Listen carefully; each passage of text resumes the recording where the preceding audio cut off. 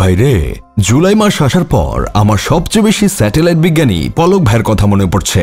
গত বছর জুলাই মাসে এই লোকটা কি পরিমাণ স্ট্রাগল করছিল আপনারা জাস্ট একবার চিন্তা করে দেখেন। ছাত্র আন্দোলন হচ্ছিল, ঠিক সেই সময়ে তাদের আটকানোর জন্য সব চেষ্টা করেও যখন আর আটকাতে পারছিল না, তখন আমাদের পলক ভাই মানুষের যোগাযোগ যেন বন্ধ থাকে সেজন্য ইন্টারনেট বন্ধ করে দিয়েছিল।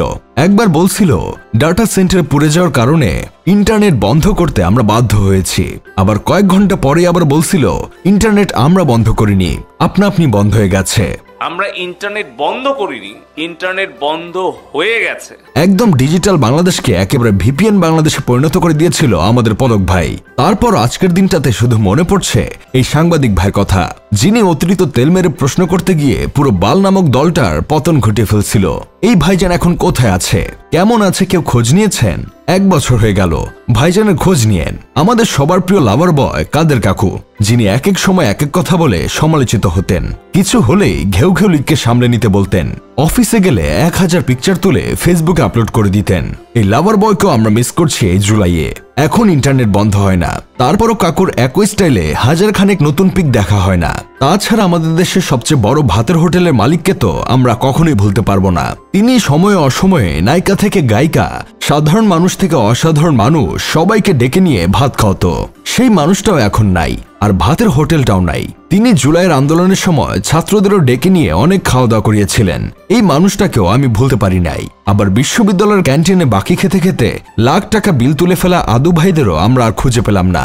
1 বছর হয়ে গেল, ক্যান্টিনের মামারা এখনো তাদের আশায় বসে থাকে কখন ভাইজানরা আসবে আর কখন চা চাইবে, কিন্তু না, ভাইয়েরা আর আসে না, দূর থেকে শুধু ফেসবুকেই পোস্ট করে। তাই ক্যান্টিনের মামা একবার দুঃখ করে বলছিল, এই ফেসবুকের ভিতরে আমি কেমনে এখন চা পাঠামো?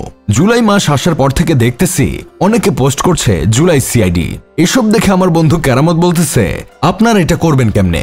এটা করার যে সম্পদ সেটা তো একজন নিয়ে ইন্ডিয়া পালিয়ে গেছে। রিক্সাওয়ালা মামা, দেশের নানান শ্রেণীর সাধারণ মানুষ, সকল ধর্মপ্রাণ ভুলে গিয়ে একত্রিত হয়েছিল। প্রবাসী ভাইরা তো বলছিল দরকার হলে টাকা দিয়ে বিদেশে বসে দুষ্টু পানি খাবো, তারপরও দেশে টাকা পাঠাবো না।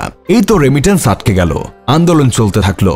বুকে বুক চেতিয়ে আন্দোলন করে অনেক মায়ের সন্তান শহীদ হলো, কত শিশু নিজের বাসা থেকে প্রাণ হারালো, শুধুমাত্র একজন মানুষের ক্ষমতার প্রতি অতিরিক্ত ভালোবাসা থাকার কারণে। বিটিভি মেট্রো রেলের জন্য কান্না বের হলেও এত শহীদ মানুষের জন্য চোখের জল পড়েনি।